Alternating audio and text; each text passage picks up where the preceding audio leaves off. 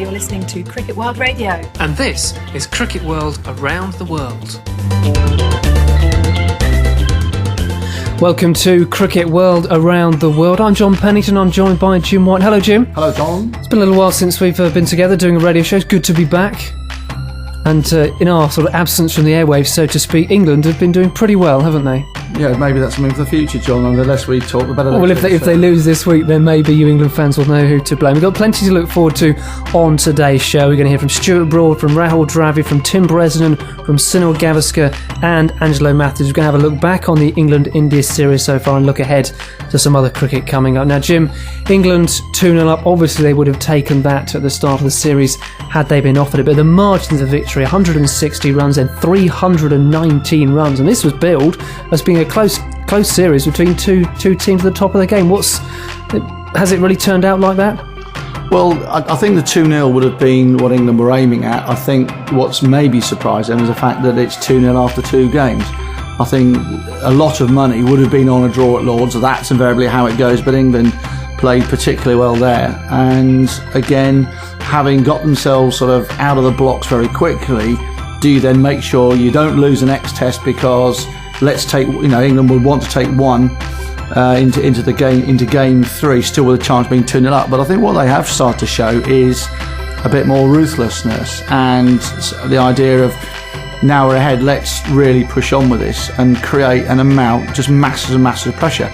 To be fair to India, they'll be missing players, they'll be missing more players in the forthcoming tests. It's not looking good for them at the minute, and what was billed as being, well, it was sort of 1 versus 3 or battle for top in the world. Right. It still is that, and India can still save themselves, if you like, in that as long as they win one out of the next two and draw the other, then they're still safe, if you like, at the top of the the ranking. Where for you does the balance lie? England exceptional, India poor. Where is the sort of balance?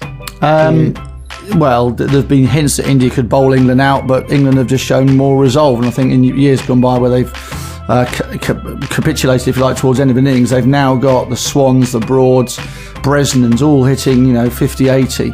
And any test side that England were 124 for 8 and India were looking great, and all of a sudden they're 250, and it just swings the momentum. Bowlers, of course, coming out to bowl with a new ball, having scored runs. Bresnan and Broad both did that at Trent Bridge, and I think if you get bowlers with more belief and they're on a bit of a high, take one wicket, the tail's up, it's really hard for batsmen to play against that. I think also, it's sort of in the second part of your question there, is that India have struggled. I think they have been poor. The fielding's not been great. And when the batsmen normally they'd rely on to get them out of trouble and score 500, 600 runs, it's not happened, and I don't think it's going to happen in the rest of the series. As a result, they're playing competitive cricket with only scores of between 200 and 300 on the board, and I don't think it suits them. Well, they haven't reached 300 yet. You mentioned Stuart Broad there, Jim. He's had a fantastic series, and some of us, myself included, I put my hand up, thought that he maybe should have been given a rest, or maybe even dropped at the start of the series. Wasn't in form. He was so good in the first test, won our Player of the Week award, won it again the next week, so of course he got that vital half-century to pull England clear out of trouble, then took a hat-trick, got runs again in the second innings as well. And you were there at Trent Bridge, Jim, just to talk about the sort of atmosphere and what you saw on the Saturday. It was quite amazing because there was an air of expectation. Really, after the deal, there was a bit of a lull in proceedings. But either side of that, there was just this, England were fielding, it was wickets all round, big cheer. If there was good shots being played, they got applause. Obviously, big Indian following at Trent Bridge as well. And it was a really, really good day's cricket because it ebbed and flowed. You weren't quite sure where it was going to go. And then, of course, 1 wicket, 2 wickets, and the hat-trick ball, I mean, if it had a roof, it would have been lifted off. It was quite extraordinary. And I think, as you mentioned there, Broad's hat-trick, I think in the 5 for none in 16 balls, it just goes to show you how the momentum really swung. And absolutely right, caught up with him afterwards in the press conference, and he during this you'll hear him, I think he probably mentions his last hat-trick was Oakham under 15s, so nice little locality for you there. But let's hear what Stuart had to say after the day. I think it's my third, but we're going back to Oakham School under 15 since my last one, so it was a nice feeling, and I'm pretty glad that hit the top of it off. Yeah, the atmosphere wasn't quite as good at school, actually, with the parents watching, but Yeah, it was. I think the context of the game, it was quite important to pick those wickets up pretty quickly. So to be able to get a hat-trick in that was very special. He's really becoming very good at analysing this, and I think that's nice to see, because as the 2020 captain, there is a bit more responsibility. I was even reading during the week where how do you calm Stuart Broad down? Well, if you give someone the captaincy and say, look, you've got to just think about what you're saying. I think as well as that, he really is becoming a really mature cricketer now, and is knowing his place in the side. Yes, I was just sort of thinking about that spell of 5 for naught. Iconic sort of spells of bowling that I can sort of think of straight away. I wasn't around for some of these, but Ian Bothman's 5 for 1 at Edgbaston, of course. Curtly Ambrose 5 for 1 against Australia. That's it. Malinga's 4 in 4. Broad's 5 for naught. I think that's got to be right in statistical terms. It's right up there and almost unprecedented. It was, and in fact, the last time I was there was when England were playing South Africa, and he got 5 wickets on that day. Indeed, yes. And it was a day-nighter, and I thought it was one of the first green one-days because they didn't even bother turning the lights on, so that saved a bit of those with an eco footprint, whatever it's called. No, carbon footprint, I think, was the term you're looking for. Now, the one man who really has stood head and shoulders above his teammates for India so far is Rahul Dravid. He's been batting quite beautifully, a century in each of the first 2 games. I think you were able to sort of get his views as well, Jim. Yeah, he did. He was, good to see. Quite often at the end of a day's play, you'll get one player from one side who's had a great day. Nice to see India being represented. There was a massive press in. There's a squash court at the back of Trent Bridge. Everybody was stuffed in there like a stuffed pepper, if you like.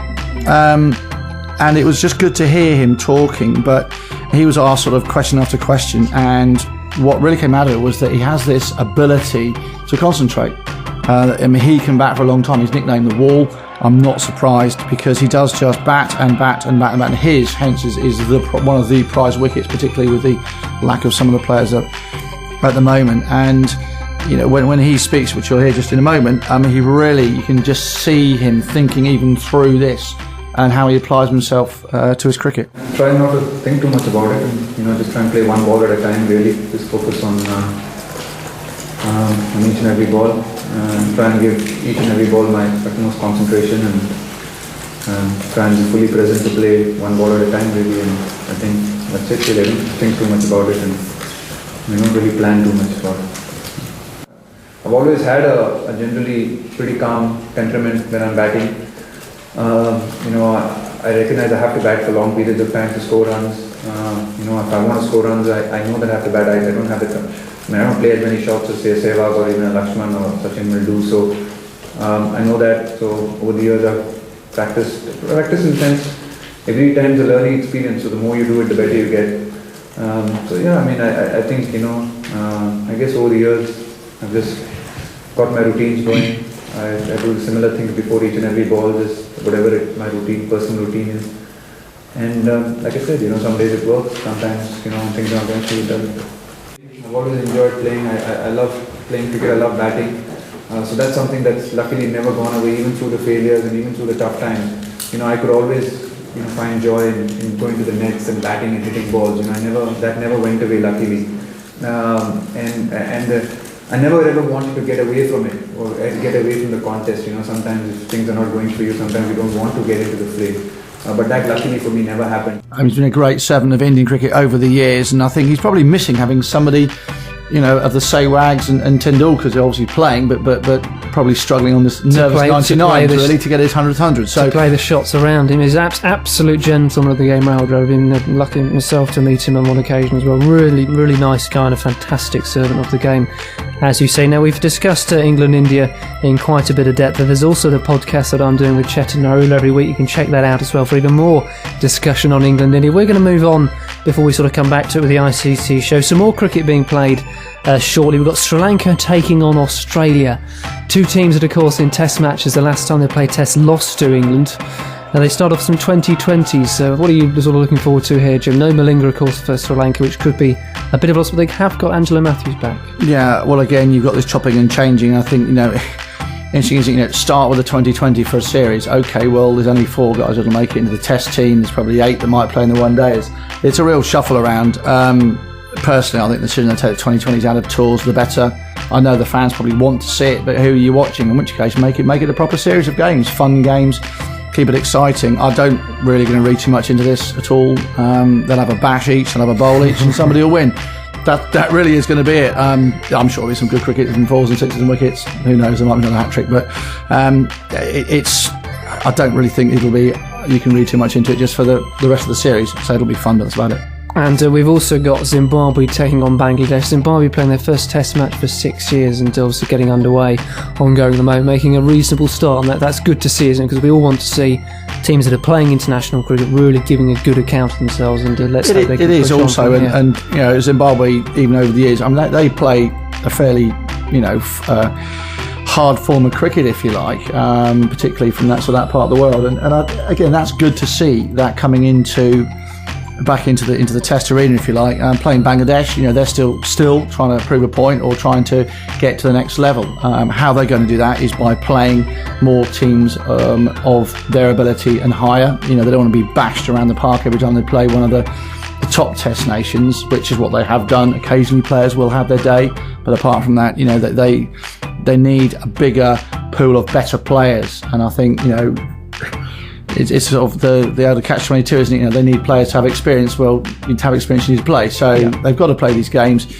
And good for both sides. I think Zimbabwe will have a real good run here, and there are some very tidy cricketers in there, so good for them to have a chance on the world stage. Yeah, absolutely. I think they've got it about right in terms of the way they're structuring, the way they're coming back into international cricket, playing the likes of South Africa A, Australia A, and then playing Bangladesh, New Zealand and Pakistan. So almost saying that we're not going to try and take on England, Australia, India, because they might get absolutely walloped. It's like a level 2 of Test teams, isn't it, really? It is indeed. Some of the eight teams of the bigger Test nations, and then the Bangladeshis and Zimbabwe's, put them in there as well. Absolutely right. Well, that just about concludes our little sort of roundup for this. We're going to move on now to the ICC show, and as promised, we're going to hear from Tim Bresnan, Sunil Gavaskar and Angelo Mathews. Hello and welcome to ICC Cricket World. In today's episode, we talk to the man who destroyed the Indian side in the second innings with the bat and with the ball, Tim Bresnan. We also have a word with Sunil Gavaskar as he looks back at the Trent Bridge Test. And last, we have an exclusive with Sri Lankan all-rounder Angelo Mathews. But as always, we begin the show with all the happenings in the world of cricket. Here's the news.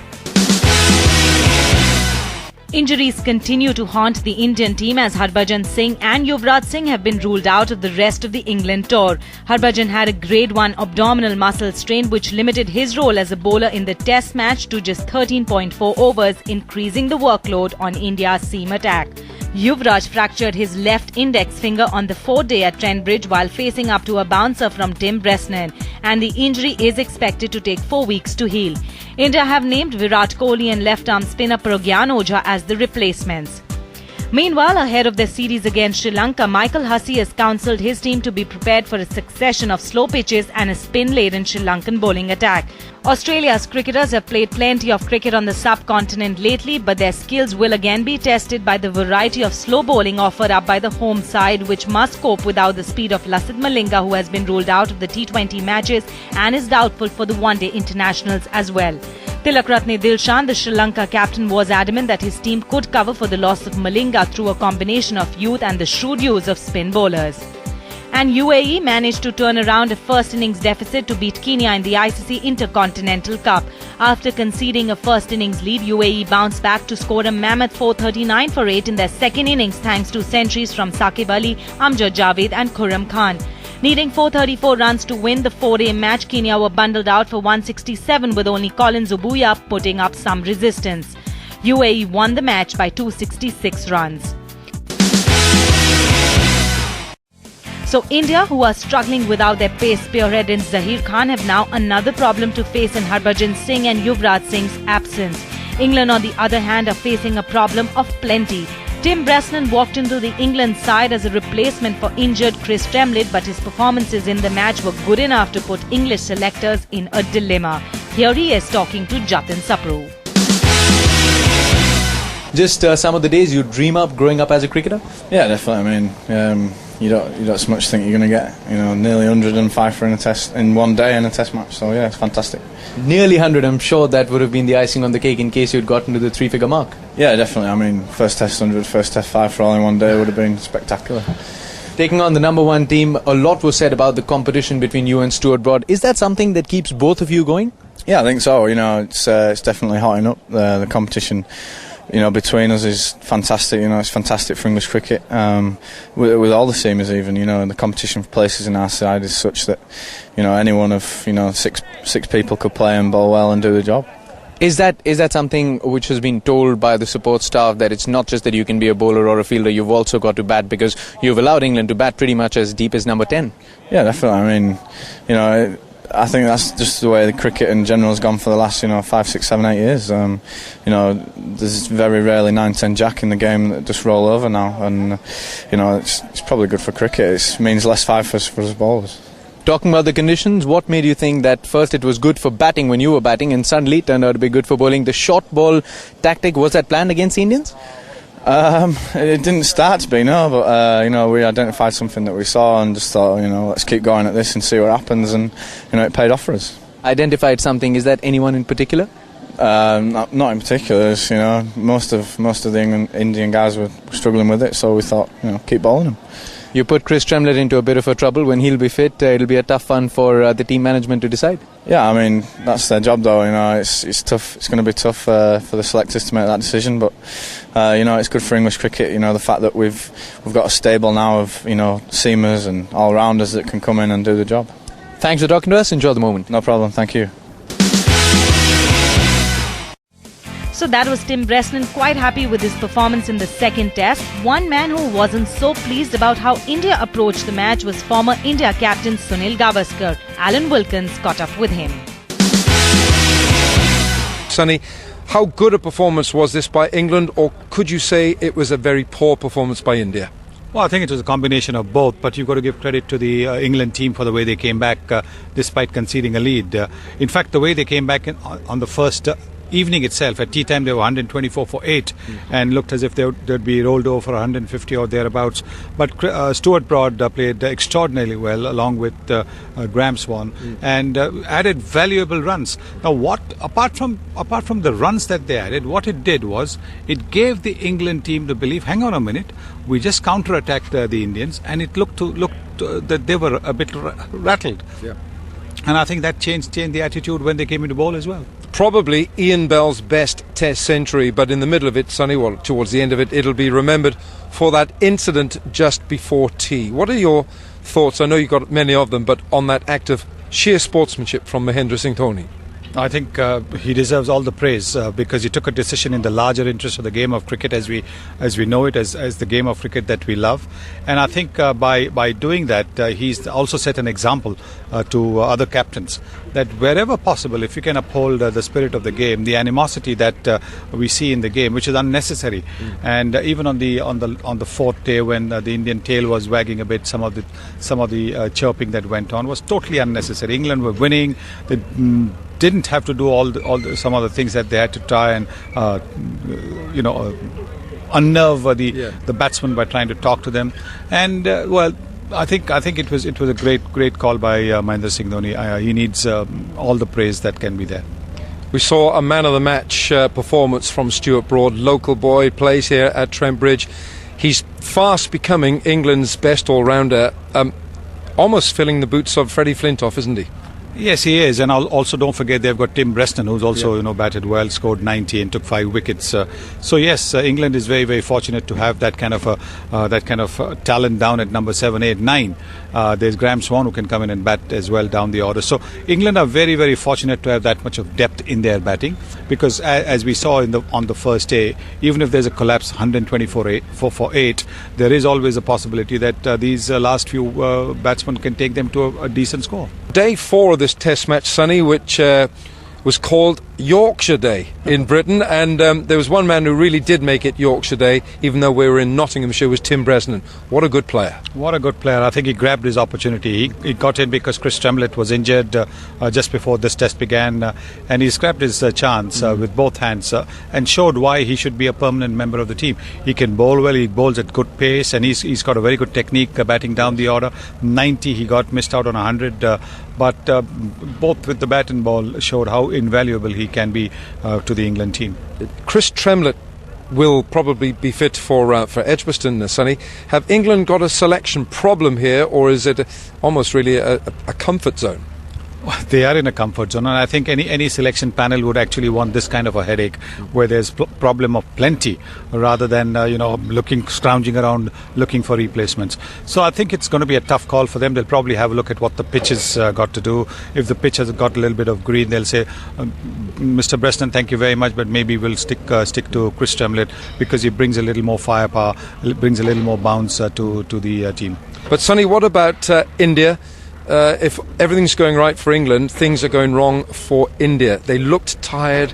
They looked like a side that needed some motivation. They did indeed. I think on the second evening, when England had to come in to play a few overs, they should have really come in charging at them. They did not. I think that sort of was an indication that there is perhaps tired bodies and tired minds, and that's the reason why they then on the third evening they allowed them to score in the last session 187 runs. That's a lot of runs by the tail enders, not by the top order batsmen. It was Pryor and Bresnan who got those runs, and I think that's where the game slipped out of India's hands. Yeah. Moving on with the show, Sri Lanka getting ready to face the Aussie challenge at home, and we managed to catch up with Angelo Mathews as he's looking forward to the challenge ahead. Hello and welcome to ICC Cricket World, Angelo. Now you guys had a wonderful World Cup campaign, making it to the finals of the big event. So how did that help you grow as a team? Yeah, of course. I mean, playing a World Cup is a great experience, and getting into the final. But unfortunately, I couldn't play the final, and that was a big loss for me. But yeah, nevertheless, moving on and trying to do my level best.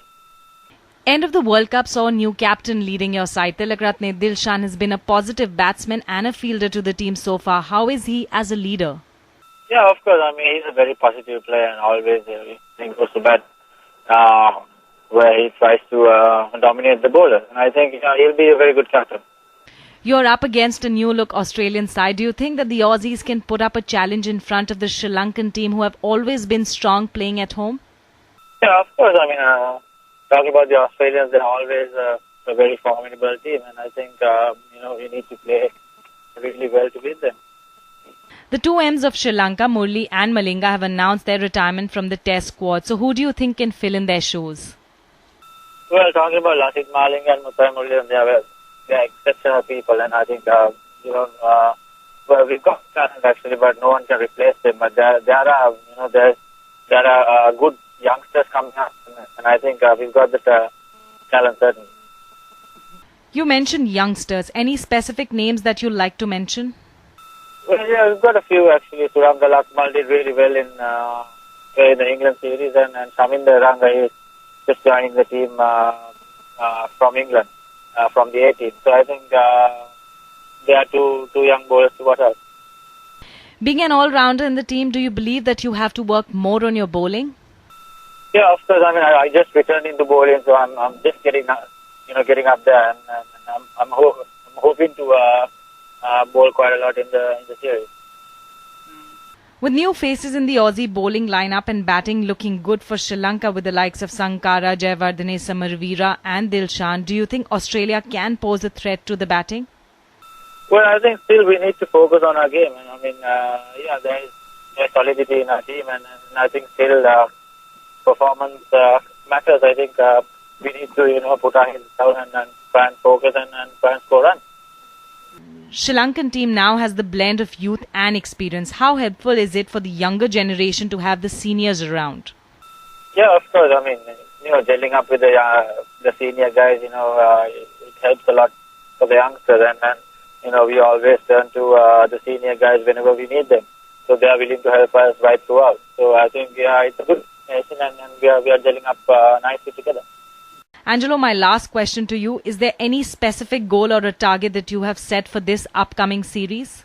Well, it's just that, as I always think, I'm trying to do my very best, and whenever I get the opportunity, I'm trying to maximize it and keep up the performances, try and be consistent with the performance. Thank you so much, Angelo, for being on the show, and all the best for the series ahead. That was Angelo Mathews looking ahead to that all-important series against Australia. It's time now to check out the up and down movement in the Reliance ICC player rankings. In the Reliance ICC player rankings for batsmen in test matches, it's still Jacques Kallis who is at the top of the charts with 883 points. He is followed by Sri Lankan Kumar Sankara with 838 points. India maestro Sachin Tendulkar is at number 3 with 831 points. Jonathan Trott has maintained his number 4 ranking on the table, but close on his heels after a brilliant 100 in the second test is teammate Ian Bell with 776 points.